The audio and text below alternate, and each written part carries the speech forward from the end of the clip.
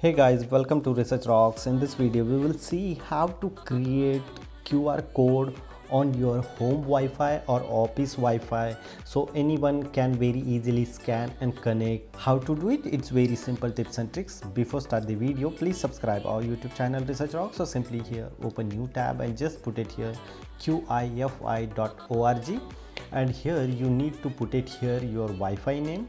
So here is my Wi-Fi name, encrypted format, so we can go with here. This is officially and standard way VPA, VPA2 and VPA3, so you go with that, and here you just put it your password.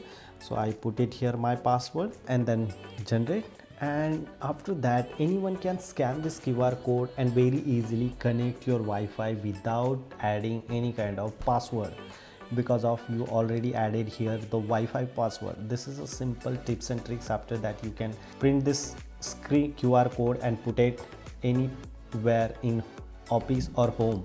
It's very simple tips and tricks. Download this one and use wherever you want. If you really like this video, so please hit the bell icon, share this video and subscribe our YouTube channel Research Rock. Till then, Jai Hind, Vande Mataram.